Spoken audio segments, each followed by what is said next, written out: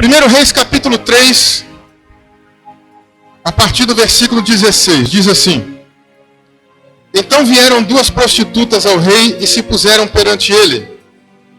E disse-lhe uma das mulheres: Ah, senhor meu, eu e esta mulher moramos na mesma casa, onde dei à luz um filho. No terceiro dia depois do meu parto, também esta mulher teve um filho. Estávamos juntas. Nenhuma outra pessoa se achava conosco na casa. Somente nós ambos estávamos ali.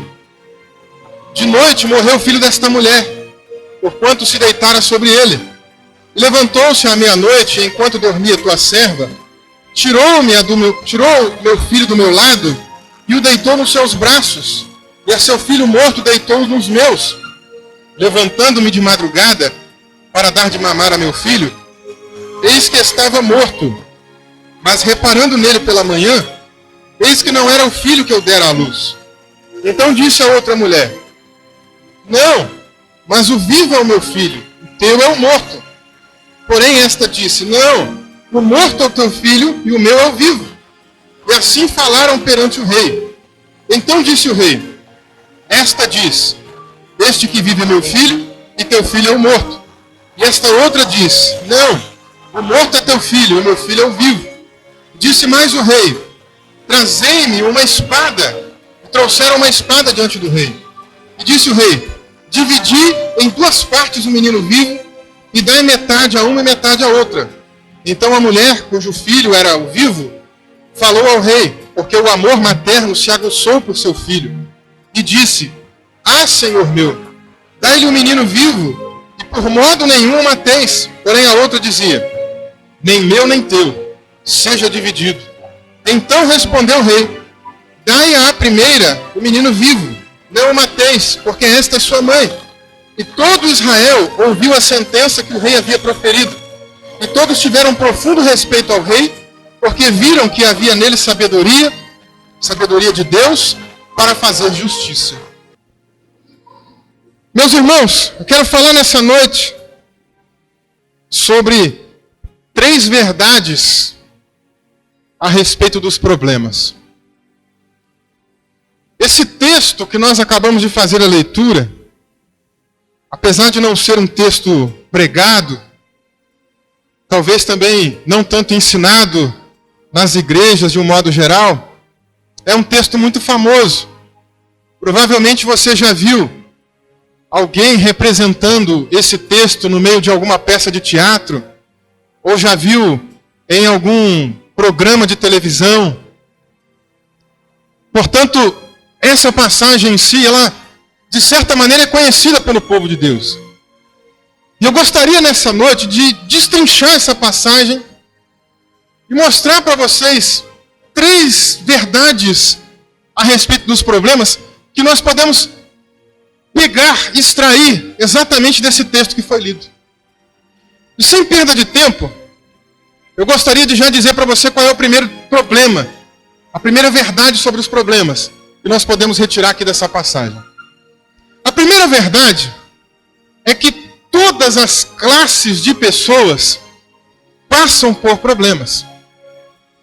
Nós temos o costume de olhar para o próximo, temos o costume de olhar para os nossos vizinhos, temos o costume de olhar para pessoas que trabalham conosco e pensar que o nosso problema é tão grande, que aquilo que nós estamos enfrentando é tão difícil, que o nosso vizinho não passa por isso. Temos a tendência, às vezes até na igreja, de pensar: meu irmão não passa pelo mesmo problema que eu passo. O pastor não enfrenta as lutas que eu enfrento. O ministério de louvor não passa pelas mesmas tribulações que eu passo. Então é natural do ser humano fazer esse tipo de comparações, achando que sempre o seu problema é maior do que o do outro.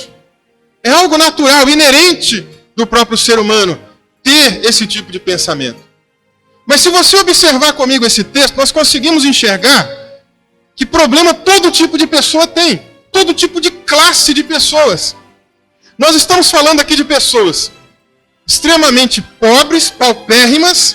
Estamos falando de pessoas de uma classe média. Estamos falando de uma pessoa ultra rica nessa mesma passagem. E todas elas estavam enfrentando algum tipo de problema. Observe comigo que o primeiro problema que nos é relatado é a respeito de duas mulheres. E o texto começa dizendo para nós que essas mulheres eram prostitutas. E isso já era um problema. Elas serem prostitutas era um problema. Dentro da vida que elas levavam, elas tiveram um problema, porque ambas engravidavam. Não que se prostituir seja algo correto, seja algo certo. Mas dentro do estilo de vida que elas levavam, o modo como elas arrecadavam dinheiro para a sua sobrevivência, elas engravidam. E isso para elas é um problema, porque como é que elas iriam continuar tendo o seu ganho se elas estavam grávidas? Teve que haver um momento para parar o seu tipo de atividade financeira. No meio dessas duas prostitutas, ocorre um problema. E que problema é esse? Ao se deitarem, a criança ainda era recém-nascida, a mãe não tomou o cuidado de se deitar um pouco mais longe da criança e acabou deitando em cima da criança pela madrugada e com isso acabou sufocando aquela criancinha. E a criança veio a óbito, acabou falecendo. E isso é um problema. Nós estivemos aqui hoje apresentando uma criança e seria uma tragédia para um pai ou para uma mãe ver ou saber que o seu filho morreu ainda pequenininho. Projetos, sonhos passam pelas nossas cabeças. Nós pensamos, nós desejamos que os nossos filhos angariem um caminho muito melhor do que o nosso. E com certeza aquelas duas prostitutas, quando tinham aquele bebezinho, elas pensavam o quê? Cada uma daquelas duas? Pensavam num futuro brilhante, pensavam que eles poderiam ter uma vida muito mais digna e muito melhor do que o que elas viviam. Mas infelizmente, esse sonho paralisou por aqui, porque um problema aconteceu. Esse problema agora, infelizmente, não dava para ficar por ali. Porque a outra prostituta que estava dormindo, teve o seu filho trocado na madrugada, e ela então, quando levanta e percebe que o filho não é o filho dela, o que ela faz? Ela então leva esse problema adiante para que outra pessoa pudesse resolver. E ela leva então esse dilema para o rei de Israel, que naquela época era Salomão. E quando ela leva essa criança para Salomão, nós estamos agora diante de um problema com uma outra pessoa. O problema agora sai das prostitutas e chega até a corte do rei de Israel. O problema agora sai então da classe mais pobre e chega para a classe mais rica. E Salomão agora está com um dilema enorme, um dilema muito grande, que ele não tinha como resolver. E ele então, ouvindo, analisando o caso, daqui a pouco nós vamos descobrir melhor como ele conseguiu resolver esse dilema, fazendo a sua análise, ele passa esse problema para outra pessoa, para um dos seus empregados, para um dos seus funcionários. Ele chama um dos seus soldados e diz assim: busca uma espada para mim. Quando o homem retorna, quem está com o problema agora é o soldado. Porque ele diz assim: parte essa criança no meio. Então, como nós podemos observar, todas as classes de pessoas passam por problemas. Nós não podemos dizer que só você enfrenta um problema ou que só a outra pessoa enfrenta um problema. Não, meus amados. Todas as pessoas enfrentam, em algum tipo de grau, certos problemas. Todos nós enfrentamos. Primeira carta de Pedro, capítulo 5, versículo 9, diz assim: sabendo que os mesmos sofrimentos estão se cumprindo entre os vossos irmãos no mundo. Então, às vezes nós encontramos pessoas que pensam assim: esse problema só eu que enfrento ele. Esse problema é exclusivo meu. E não. Pedro está nos dizendo que outras pessoas pelo mundo afora enfrentam problemas semelhantes ou até mesmo piores do que os seus. Porque problema não escolhe classe social. Qualquer pessoa enfrenta problema.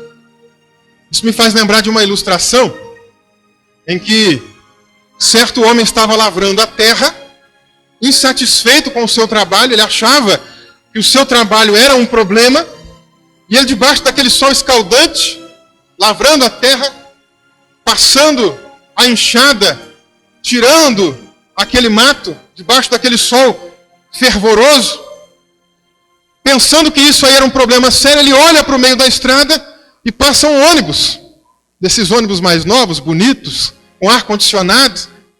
E a primeira coisa que ele faz ao olhar para aquele ônibus é pensar assim: quem dera que eu fosse como aquele motorista de ônibus.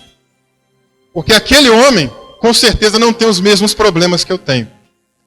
Eu estou aqui, debaixo desse sol escaldante, estou aqui pedindo a Deus para fazer chover para que eu tenha, durante essa temporada, a minha plantação, para que eu consiga ter uma cega boa.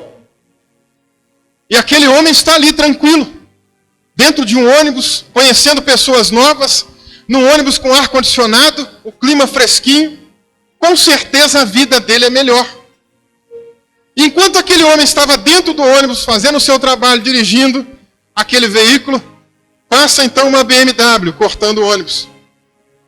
E aquele motorista lá dentro, olhando aquela BMW que o cortou, logo ele pensou consigo: vida boa é desse homem que acabou de me cortar. Deve ser um executivo. Enquanto eu estou aqui preocupado com as minhas dívidas, enquanto eu estou aqui tentando saber como eu vou fazer para pagar as minhas contas. A minha conta de luz já venceram 2, como é que eu vou fazer para pagar? Meu filho está doente em casa. E eu não sei como eu vou resolver esse problema. Vida boa deve ser desse homem, um executivo, que tem um bom salário. Alguém que tem um estilo de vida que não tem as mesmas preocupações que eu tenho. Se fosse no caso dele, de um filho estar doente, ele não precisaria nem de um plano de saúde. Ele iria no médico e pagava à vista. Com certeza a vida boa é a desse homem que acabou de me cortar nessa BMW. Mas enquanto ele falava isso, o homem que estava na BMW olha para cima e ele vê passando um avião. E o que ele pensa?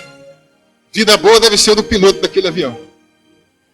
Porque aquele homem tem um salário bom, tem um salário digno, tem um salário decente, tem um bom plano de saúde, viaja por lugares diferentes, tem oportunidades boas, promoções da empresa onde ele trabalha para poder viajar pelo mundo inteiro, com um bom desconto, pode sair com a sua família, pode curtir, pode ter um tempo bom, e eu aqui preocupado com os meus problemas.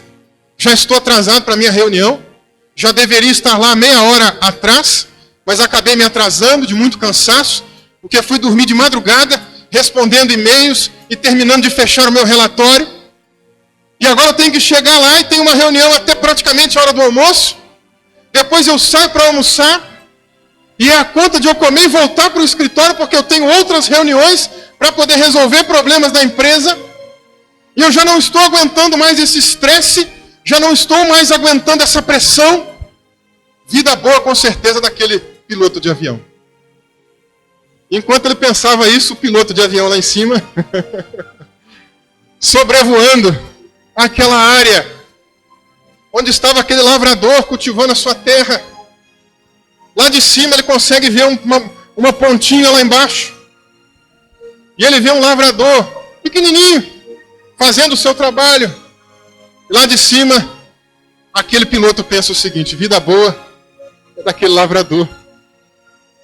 Está ali na roça uma hora dessa, respirando ar puro, debaixo da natureza. Que coisa melhor do que isso?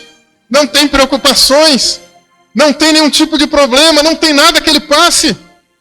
Com certeza a vida daquele homem é que é boa. E aí então ele começa a se lamentar pelos seus problemas pessoais, pelo seu casamento que não vai nada bem, pela sua família que está numa crise muito grande, seu filho que entrou no mundo das drogas. E ele ali se lamentando e pensando: vida boa é daquele homem. E aí nós encerramos aqui o círculo vicioso. Porque nós temos a tendência de olhar para o outro e pensar que o outro não tem problema, que só nós aqui temos. Nós temos a tendência de pensar que a grama do vizinho é sempre mais verde do que a nossa. Mas nós nos enganamos. Porque problema, todo tipo de pessoa enfrenta, todo tipo de pessoa passa. Como nós acabamos de ver aqui, inclusive, no texto sagrado. Uma segunda verdade a respeito dos problemas é que cada problema possui uma origem específica, possui uma causa, possui uma raiz. Há uma razão pela qual nós estamos enfrentando determinado problema. Nenhum problema surge à toa, do nada. Há raízes, há razões. E eu quero especular com você nessa noite algumas possíveis razões para que o seu problema esteja sobre a tua vida. Primeira possível razão. Há problemas que nós passamos porque nós mesmos causamos este problema. Gálatas capítulo 6, versículo de número 7, diz que tudo aquilo que o homem plantar, certamente colherá. Então há coisas que nós plantamos, há coisas que nós fazemos, e que em breve nós vamos colher o resultado daquilo. Como diz a lei da física, toda ação tem uma reação. Então tudo que você faz ou deixa de fazer, trará uma consequência para a tua vida. Por exemplo, se você está no limite da sua vida financeira, e não pode gastar nem R$1 sequer, mas mesmo assim, você passa diante de uma loja, e vê uma roupa em promoção, e olha para aquela roupa, e parece que a roupa está olhando para você. Quando você entra na loja, vem o vendedor ou a vendedora e diz, experimenta a roupa. Você vai até o vestiário, se troca, coloca aquela roupa diferente. Quando volta, o vendedor ou a vendedora, bom de papo, diz para você assim, ficou maravilhoso, você tem que comprar essa roupa? Aí você fica, não sei não. Compra, ficou lindo em você, ficou uma maravilha. E olha, ainda está em promoção. E a pessoa não pode gastar R$1 a mais. Mas tentada pela sua concupiscência, pela sua cobiça, pelo que ela acabou de ver, acaba comprando. E aí mais adiante ela vai ter que trocar uma conta, porque ela comprou uma conta a mais, fez uma conta maior, sendo que não podia, já estava limitada. E aí começa a vir o endividamento. A pessoa deixa de pagar uma conta, paga outra. E é um problema. Quem causou esse problema? Ela própria. Ou ele próprio. Há problemas que nós mesmos causamos, irmãos. Há coisas que às vezes nós falamos que pode trazer uma repercussão negativa dentro da sua família. Tem pessoas que pensam que nós devemos falar toda a verdade. E elas dizem assim, por isso eu sou sincero. Eu sou honesto, eu sou transparente, eu sou claro, eu gosto de falar tudo. Mas nem toda a verdade deve ser dita. Nós temos que saber a hora de falar. Temos que saber se é adequado, se é conveniente dizer aquilo naquele momento. Por exemplo, chegou a sua esposa para você, colocou aquela roupa e ela não está se sentindo muito bonita. Ela chega para você e diz, meu bem, o que você acha dessa roupa? Como é que ficou? Se você de repente diz para ela, com muita clareza, com muita verdade, com muita sinceridade, diz, ficou horrível. Você está parecendo um bicho lá não sei da onde. Você acha que aquilo vai fazer bem para sua esposa? Não vai. Então você tem que ter o jeito certo de falar. Ou de repente não é aquele momento para dizer. Então nós temos que aprender que há momentos, a ocasião correta para você dizer algo para alguém. Porque senão você pode trazer algum problema para a sua vida em função do que você está dizendo. Deixar de falar algumas vezes também pode trazer problema. Conheço muitos casamentos que o marido nunca diz para a esposa, eu te amo. Ou vice-versa, a esposa nunca diz para o marido, eu te amo. E pela ausência dessa palavra, ou dessa frase tão importante, lá na frente, aquele relacionamento pode enfrentar uma turbulência, um problema grave. Porque nunca houve uma transparência de sentimentos. Então aquilo que você fala, aquilo que você deixa de falar, os seus atos, podem trazer para você algum tipo de problema. Então analise nessa noite se o problema que você está enfrentando não é um problema que você mesmo causou. Não é um problema de natureza pessoal. Segunda possibilidade de um problema nas nossas vidas são problemas que nos são causados. Alguém vem e causa contra nós. Em Mateus capítulo 27, verso 32, por exemplo, Jesus está na via dolorosa, está no caminho para ser crucificado, e de repente as autoridades interrompem aquele momento da crucificação, do trajeto para o Calvário, e está ali um homem assistindo aquele momento da crucificação. Um homem chamado Cirineu, ou melhor, Simão Cirineu, porque Cirineu não é nome. Cirineu é porque ele era oriundo, nascido em Cirene, nome da cidade, né? Então o nome dele era Simão. E quando Simão está parado ali, um problema é transferido para ele. As autoridades dizem assim, você vai ajudar ele a carregar a cruz. Carregue a cruz dele por um certo por um certo trajeto. E aquele homem então carregou a cruz. Foi um problema causado a ele. Há momentos que problemas chegam até nós. Talvez você está dirigindo e de repente alguém vem e bate contra o seu carro. Você não esperava que aquilo acontecesse. Vai ter que ficar a pé uns dias. Foi um problema que veio contra a tua vida. Foi alguém que se chocou contra o seu carro, que estragou o seu carro. Vai ter que arrumar. É um problema que alguém causou, não foi você diretamente o autor daquele problema. Então analise se de repente o problema que você está vivendo foi causado por outrem. Mas tome cuidado, porque a maioria de nós tem a tendência sempre de culpar alguém pelos nossos problemas. Não foi assim que aconteceu no Éden? Estava lá o primeiro casal, ambos acabaram comendo do fruto do conhecimento do bem e do mal, e quando Deus vai cobrar do homem, vai cobrar a responsabilidade dele, diz assim: Adão, cadê você? E começa aquele diálogo. O que Adão responde? A mulher que tu me deste. Ele coloca a culpa em quem? Da mulher. A culpa era da mulher? Quem causou o problema foi a mulher? Não. Ele comeu porque quis. Se chegasse na mulher e perguntasse: mulher, por que você comeu do fruto? E por que você deu para o seu marido? Possivelmente ela ia olhar: Senhor, foi a serpente. Se chegasse na serpente, o que a serpente ia dizer? Senhor, foi Satanás. Aí Satanás não ia ter ninguém para culpar e ia cair tudo sobre ele mesmo. Então nós temos essa tendência de sempre culpar alguém. É natural você que é casado dizer assim: eu estou passando esse problema porque a minha esposa é a causadora disso. Ou você, mulher, dizer: o meu marido é o causador de tudo isso. Então cuidado.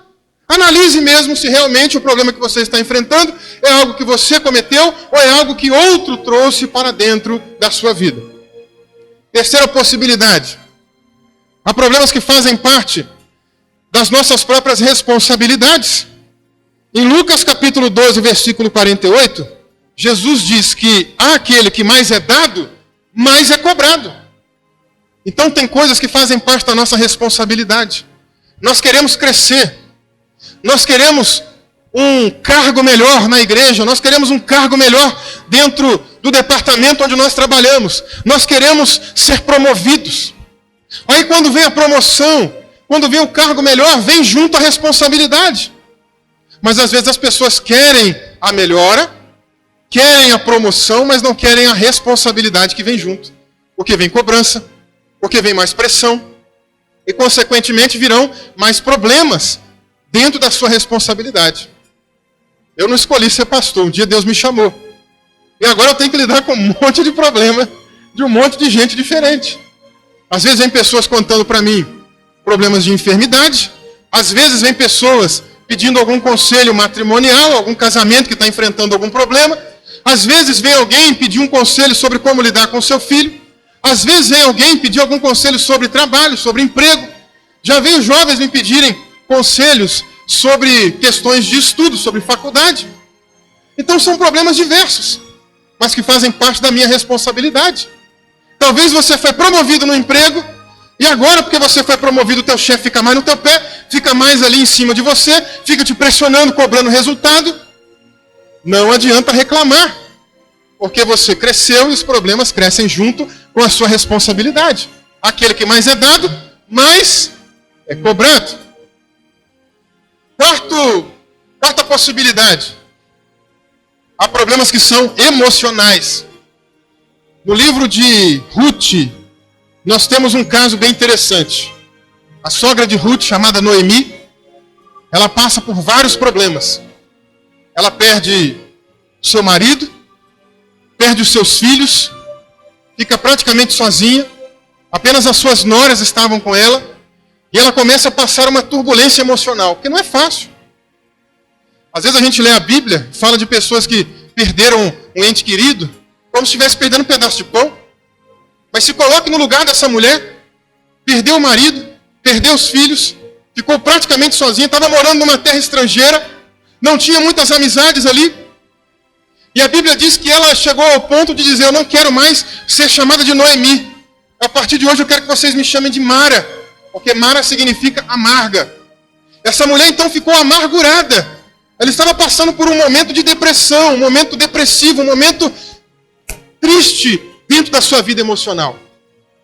E aí eu abro até um parênteses aqui interessante, porque hoje em dia nós temos aí um monte de crente que não lê a Bíblia e acha que todo mundo que passa por depressão está passando por problema espiritual. E chegam, inclusive, a acusar, dizendo, está endemoniado. É demônio que está fazendo isso. E nem sempre, meus irmãos. Há circunstâncias da nossa vida que nos levam a uma tristeza profunda. E o servo de Deus pode chegar a ficar deprimido, sim. Porque é uma doença da alma, é uma doença emocional. Tem na Bíblia Sagrada, por exemplo, um dos maiores profetas, inclusive o homem que representa os profetas, eu disse hoje aqui na escola dominical, que é Elias. Elias chegou a passar por um problema crítico de depressão. Chegou ao ponto de deitar debaixo de uma árvore, só querer dormir, quis se isolar da sociedade, mandou que o seu auxiliar sumisse de perto dele, queria ficar sozinho, só queria ficar dormindo, não queria comer, não queria beber nada, não queria se alimentar. Sintomas de quem estava deprimido. Chegou ao ponto de desejar até a morte, não de querer se matar, mas de desejar a morte. Outro sintoma de alguém que está em depressão. Até que então Deus começa o tratamento com ele. Fica claro para nós então que há pessoas que podem estar passando por algum tipo de problema emocional. E o seu problema emocional pode estar acontecendo em virtude de outras questões da tua vida. Talvez coisas lá do teu passado, de quando você ainda era uma criança, de traumas da sua infância, coisas que precisam ser tratadas na tua vida. Então há problemas que podem ser de natureza emocional. Uma outra possibilidade que nós podemos enumerar ou elencar aqui nessa noite é que nós também podemos passar por problemas de natureza, ou melhor, não vai ficar esquisito o que eu vou dizer, mas nós podemos passar por problemas naturais. Nós estamos aí na época do calor, já estamos terminando, essa estação do calor, daqui a pouco está entrando uma fase mais fria. E nessa transição, é comum que a gente abuse algumas vezes, e durma sem camisa, durma com o ventilador ligado, só anda de pé no chão, toma muito líquido gelado, às vezes até congelado, E qual é a possível consequência disso? Uma gripe, um resfriado, E aí tem gente que vai dizer que é um problema espiritual, e não é, pode ser um problema natural, uma coisa corriqueira, da época, do momento, da estação do ano que nós estamos vivendo. Então há problemas que são naturais. Por que eu estou dizendo isso para você nessa noite? Porque se tem uma raça de pessoas que gosta de espiritualizar tudo, é a tal da raça de crente. Tudo para ele é espiritual, tudo para ele é demoníaco, tudo para ele tem o braço de Satanás por trás. Eu me lembro um caso em que a pessoa era tão neurótica com essas coisas espirituais que ela foi ligar o rádio dela, ela ligou, colocou na tomada e ligou para poder ensaiar lá com o pessoal do louvor. E o rádio não funcionava. Não saía o som, ela apertava o play, mas nada saía. E eles começaram a ficar preocupados com aquilo, de repente já começaram a impor a mão sobre o rádio, expulsaram de tudo quanto é tipo de demônio que você pode imaginar. Só que o problema não era esse. Sabe qual era o problema? Estava na tomada, mas estava faltando apertar o botão ON. O botão de ligar. Aí quando ligaram o botão, o rádio funcionou. Opa, agora deu certo. Então tem pessoas que têm esse mal de querer espiritualizar todas as coisas. E eu preciso que você faça uma análise da sua vida hoje. Será que o seu problema, como eu já elenquei aqui nessa noite, é algo que você próprio causou? Será que é algo que alguém causou em você? Será que faz parte da responsabilidade que você adquiriu? Será que é um problema emocional? Será que é um problema natural? Outra hipótese, dentro do que eu já enumerei até aqui, há problemas que são herdados. Coisas que fazem parte da nossa família. Você não escolheu nascer nesse lar, escolheu? Não, você não escolheu. Mas você nasceu ali. E tem que respeitar o seu pai, tem que respeitar a sua mãe, tem que respeitar a sua parentela. Não foi você que lá na eternidade pensou, eu quero nascer numa família com esses traços, com essas características. Eu quero uma mãe com essa característica física. Eu quero um pai que tenha esse tipo de emprego. Não somos nós que definimos isso. Então, dentro da família que você nasceu, há coisas ali que você já chegou e já aconteciam. Vou dar para você um exemplo. A Bíblia Sagrada nos relata a respeito de um homem chamado Ezequias. Está no segundo livro dos reis de Israel. E Ezequias foi um dos reis mais brilhantes dentro da tribo remanescente de Judá. Foi um dos reis mais piedosos que reinaram sobre aquele povo. Mas o seu pai foi um dos homens mais perversos que pisaram em Judá, para você ter ideia. O pai de Ezequias se chamava Acás. E Acás foi um homem tão mau, foi um homem tão perverso, que ele chegou a pegar filhos que ele teve e oferecer a Moloque, oferecer a uma divindade naquela época em holocausto. Ele pegava a criança, colocava no altar e queimava, mandava fogo. O reino de Judá estava passando por um período crítico, por um período caótico, por um período turbulento, economicamente falando. E ainda pior, o modo como o povo de Judá estava no sentido espiritual. Quando Ezequias assume o trono, depois que seu pai morre, ele pega uma nação quebrada, ele pega uma nação economicamente destruída, que estava sendo rodeada pelos assírios, que era a potência daquela época. Como que ele então ia lidar diante daquela circunstância? Diante daquele problema? Um problema que chegou até ele, um problema herdado, não foi uma coisa que ele escolheu passar, foi uma coisa que quando ele assumiu o trono já era daquele jeito. Aí entra um pouco de como nós lidamos com os problemas. Ele olhou para aquela dificuldade, ele olhou para a maneira como o reino de Judá estava, mas ele não ficou ali paralisado, não ficou ali se autoflagelando. Tem muita gente que fica se autocomiserando, dizendo, coitadinho de mim, eu não devia estar passando por isso, eu sou bonzinho, eu não faço mal para ninguém. E ao invés de ficar fazendo isso, deveria estar olhando para frente para uma solução, para resolver aquele tipo de problema. Foi isso que Ezequias fez. E ele então, primeiro, começa a buscar a sua solução do alto, vindo de Deus. E quando Deus começa a trazer para ele a solução, todo o reino de Judá é transformado literalmente. E eles passam por um tremendo de um reavivamento. Então há problemas que são herdados. Talvez você ande na rua e tenha vergonha da sua mãe, tenha vergonha do seu pai, tenha vergonha de um parente que fez algum escândalo na cidade, algum parente seu que não é bem falado, alguém que está com uma dívida muito grande. Mas você tem a oportunidade de pensar, peraí, eu não preciso andar de cabeça baixa por causa desse ou daquele, por causa do meu pai ou da minha mãe, por causa de um parente próximo. Não! Você pode erguer a tua cabeça e começar a pensar numa solução diferente para a tua vida em particular, como Ezequias fez consigo mesmo. Uma outra possibilidade de nós enfrentarmos problemas, uma outra raiz, uma outra origem. Agora sim nós chegamos nos problemas espirituais. É possível que nós enfrentemos problemas espirituais também. Em Lucas capítulo 13, a partir do versículo 10 até o 17, há uma narrativa em que Jesus estava dentro da sinagoga, estava ensinando a palavra de Deus, e de repente passa uma senhora que andava encurvada há 18 anos.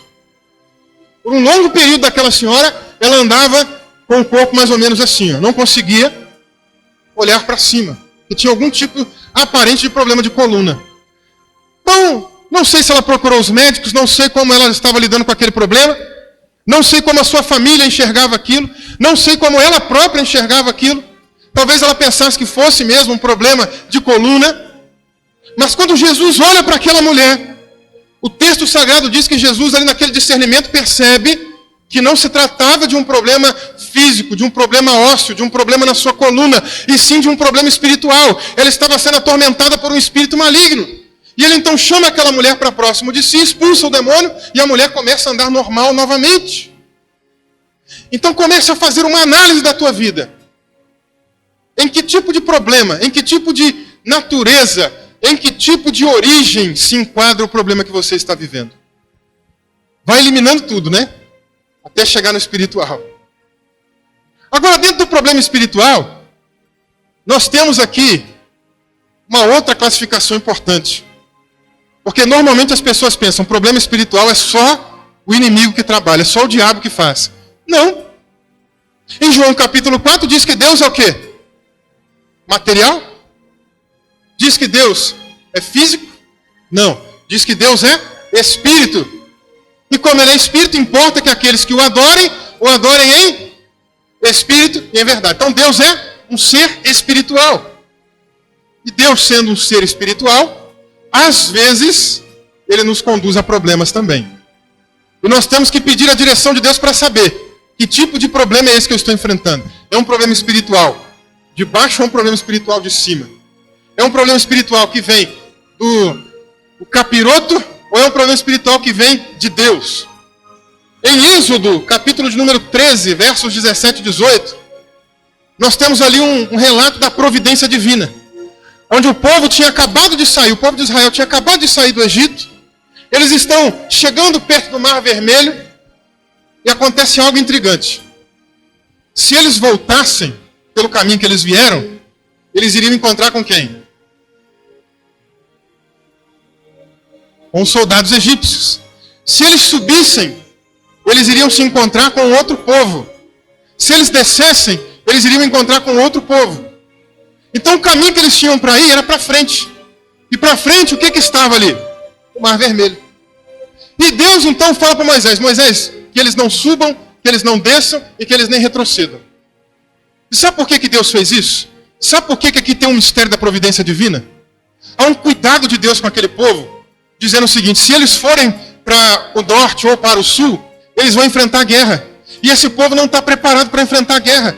Eles ficaram 400 anos lá no Egito, sendo escravos. Não são um povo de experiência militar. Se eles enfrentarem uma guerra, eles vão desanimar na primeira batalha e vão querer voltar para o Egito de novo. Então há momentos que Deus, próprio Deus, intervém na nossa vida. E com a sua providência, nos conduz às circunstâncias. E tudo isso para nos ensinar. Tudo isso para nos guardar, às vezes, de algum problema maior. Então, ao invés de ficar reclamando, murmurando o teu problema, faça como Raquel, que quando estava grávida, ela tinha ali, dentro do seu ventre, 2 crianças, gêmeos. Imagina naquela época, imagina comigo naquela época, não existia ultrassom. Dá para imaginar comigo? Não existia ultrassom. Como é que ela ia saber o que estava acontecendo dentro dela? Você que é mãe, que está grávida, ou que já esteve grávida, quando a sua barriga estava grande, a criança ali dentro mexendo, está ali a Flauzina hoje, pode ser usada de exemplo, né, Flauzina? Se começa a mexer muito aí dentro, primeira coisa que você vai fazer é o quê? Procurar o seu ginecologista. Já vai querer logo marcar uma ultrassom para saber o que está acontecendo. Naquela época não existia isso, então aquela mulher entra em pânico, entra em pavor. O que está acontecendo dentro de mim? O que está acontecendo? O que são anos que eu venho orando para ter esse filho? E logo agora que eu estou grávida, começa a ter algo diferente aqui dentro de mim, ela entra em pavor. Mas o que ela faz para descobrir o problema dela? A origem do problema dela? O que ela faz, irmãos?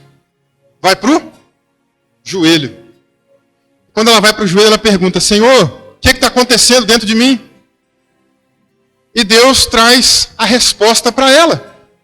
E a resposta de Deus é a seguinte: dentro do teu ventre tem 2 nações.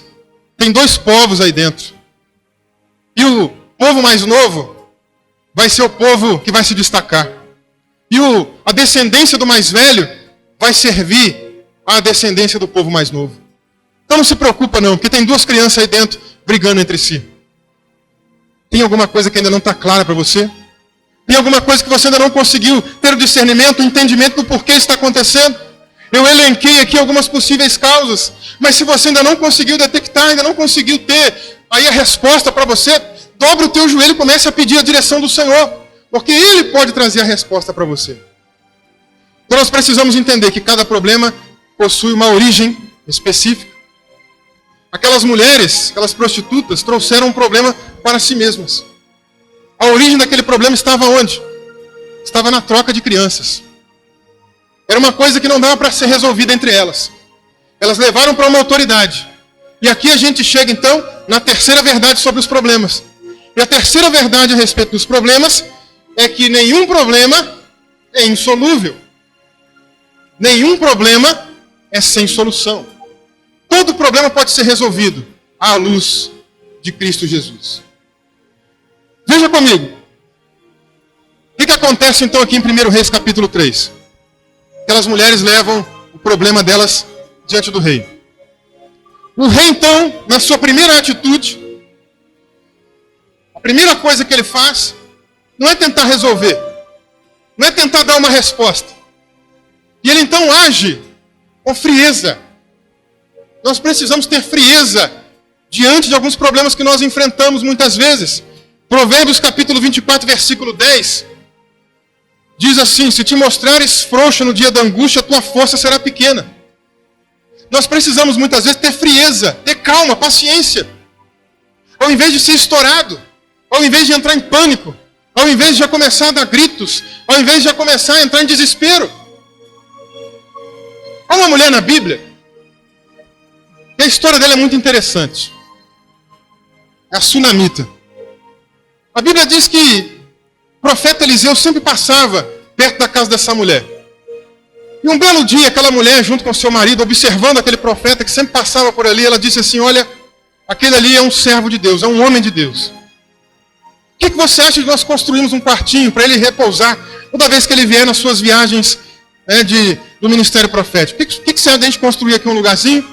E quando ele for na sua reunião, estiver voltando, ele pode parar por ali e descansar. E o marido não se opôs, eles construíram então um quartinho. E o homem então ia, voltava e repousava naquele quartinho. E aquele homem então, vendo o gesto daquela mulher, se sentiu movido de compaixão e de gratidão. E o que ele pensa então? Poderia fazer alguma coisa por essa mulher. Ele pergunta o que poderia fazer, a mulher não quer falar nada do que poderia ser feito por ela, até que o seu auxiliar diz o seguinte: olha, essa mulher é estéril, ela não tem filho. E ele então ora a Deus. Chega naquela mulher e dá uma resposta para ela. Diz assim: olha, daqui a determinado tempo você vai ficar grávida e terá um filho. A mulher fica toda contente, toda feliz. E algum tempo depois a criança nasce. A criança vai crescendo, chega numa certa idade, que nós não sabemos exatamente qual. Mas no meio daquela idade, a criança sai para ficar junto com o pai e recebe muita insolação. Começa a sentir muitas dores de cabeça. O pai manda a criança voltar para casa. Quando o menino volta para casa, ele volta gritando: ai, minha cabeça, ai, minha cabeça, ai, minha cabeça. A mãe ficou observando, provavelmente deu algum remédio para ele, tentou fazer alguma coisa para melhorar aquela dor de cabeça no menino, mas não conseguiu resolver, até que o menino morre. Sabe qual foi a atitude daquela mulher? Ela não entrou em pavor, ela não entrou em desespero, ela não entrou em pânico, ela não entrou em estado de choque. Ela fez como o proverbista está nos ensinando. No dia da angústia, se você tiver pouca força, se você se mostrar frouxo, aí você não vai ter força para poder enfrentar o problema de frente. Ela então olha para aquele problema, para a morte do seu filho, para aquela tragédia. Vai até o seu marido e fala assim: prepara para mim uma carruagem, prepara para mim uma carroça, um cavalo, alguma coisa, porque eu preciso ir procurar o profeta. O homem olha e fala assim: mas hoje não é sábado, hoje não é dia de culto, hoje não é dia de festa. O que você está procurando o profeta? Aconteceu alguma coisa? Tem algum problema? O que a mulher responde para ele? Não, vai tudo bem. Não ia nada bem, né, irmãos? Mas é o que o proverbista está ensinando. Se te mostrares frouxo no dia da angústia, tua força vai ser pequena. E ela então vai seguindo adiante. Consegue encontrar o profeta num monte. Chama o profeta. O auxiliar dele vai descendo primeiro. E pergunta: precisa de alguma coisa? Não, está tudo bem. Mas eu preciso falar com o profeta. O profeta percebe que há algo diferente acontecendo. Vai se encontrar com a mulher. E pergunta para ela o seguinte: como é que estão as coisas? Como é que vai o teu marido? Vai tudo bem. Como é que vai a tua família? Vai tudo bem. Como é que vai a tua casa? Vai tudo bem. Como é que vai o teu filho? É isso que eu vim resolver contigo aqui agora. Meu filho acabou de morrer. Olha a frieza que essa mulher tem para poder lidar com esse tipo de situação. Então, às vezes, você tem que ter frieza. Você tem que olhar para a circunstância que tenta te afligir com calma, com paciência, com um olhar frio, para não se desesperar. Se você começa a se desesperar, você vai começar a tomar atitudes impensadas, vai começar a falar coisas que não deveria falar, e pode até chegar a cometer coisas que não deveria fazer. Então tenha frieza, porque nenhum problema é insolúvel. Tenha calma, pense, reflita, ore, analise, coloque na mão de Deus, espere dele a resposta. Essa foi a primeira atitude de Salomão. Como eu disse aqui para vocês, ele não tentou chegar resolvendo o problema. Ele primeiro ouviu, fala qual é o problema. E as mulheres começaram a falar. Começaram a discutir, começaram uma a acusar a outra. E ele ficou ali de butuca, ouvindo, tentando diagnosticar qual era o problema. Outra coisa que nós precisamos ter. Precisamos buscar do alto sabedoria. Salomão, um pouco antes de ter essa experiência, a Bíblia Sagrada nos relata que ele estava um dia dormindo e Deus aparece para ele em sonho. E fala assim: Salomão, o que você quer que eu te dê? E Salomão responde para ele em sonho ainda, né? Senhor, eu não quero fama, eu não quero glória, eu não quero dinheiro, eu quero sabedoria para guiar o teu povo. Até o pedido de Salomão foi sábio, né? O povo não é meu, o povo é teu. Me dá sabedoria para guiar o teu povo. Olha que sabedoria. E aí então Deus responde esse pedido de Salomão e diz assim: olha, já que você não me pediu riqueza, já que você não me pediu glória, fama, poder, nada disso, eu vou te dar isso tudo. E ainda vou te dar sabedoria também. E a sabedoria não está tão longe de nós como nós imaginamos. Tiago capítulo 1, versículo 5. Se alguém tem falta de sabedoria, peça, porque Deus dá livremente todos os dias. Você pode pedir e Deus pode te dar sabedoria. Como é que Salomão resolve esse problema com sabedoria então, meus irmãos? Qual é a maneira que ele, qual é a postura que ele assume para resolver esse enigma? Um problema dificílimo dos seus dias. Se nós falamos aqui, né, daquela mulher que não tinha condições de fazer um exame para verificar o que estava acontecendo no seu ventre, o que dizer então de Salomão agora, que está diante de um problema de DNA? Para quem que ele iria levar esse exame para alguém poder avaliar de quem era o filho? Não tinha esse tipo de exame naquela época. Como que ele ia resolver isso então? Ele começa a ouvir. Começa a analisar a atitude de uma, começa a analisar a atitude da outra. E o que ele faz então agora com sabedoria? Ele chama o seu soldado, pega uma espada, parte essa criança no meio. E quando ele dá essa ordem, ali é onde ele mata a charada. O próprio texto aqui que a gente leu diz para nós que aquela mãe, a mãe verdadeira, movida de amor, amor materno, quando ela ouve aquilo, ela fala: não, pode deixar o meu filho com essa mulher aí mesmo. E ele permaneça vivo. Mas o que a outra fala? Nada disso. Parte a criança no meio. Nem eu, nem ela fica com a criança. Ali Salomão resolve o problema. Essa daí que agiu com amor materno, com amor realmente, né, de não querer ver o filho ser partido no meio, é a mãe legítima. Pode pegar essa criança e entregar na mão dela. E assim o problema foi resolvido. Então, se aparece algum problema diante de você, comece a analisar se o problema realmente vem de que origem. Será que ele é um problema que foi causado por você próprio? Será que ele é um problema que foi causado por outra pessoa? Será que é um problema que faz parte da nossa responsabilidade, que foi adquirida? Será que é um problema emocional? Será que é um problema natural? Será que é um problema herdado? Será que é um problema espiritual? Será que é um problema que vem da própria parte de Deus, dirigindo a tua vida providencialmente? Se algum problema veio sobre a tua vida, não desanime. Você não deve ficar apavorado, porque não existe problema insolúvel. Se de repente você está diante de algo impossível aos olhos humanos. Lucas capítulo 18, versículo 27, eu encerro com essa citação. As coisas que são impossíveis aos homens são possíveis para Deus. Tem algo que é impossível para a tua vida? Tem algo que médico não pode resolver? Tem algo aí que advogado não pode resolver? Tem algo aí que o teu marido ou tua esposa não pode resolver? Tem algo aí na tua vida que alguma pessoa desse mundo não é capaz de resolver?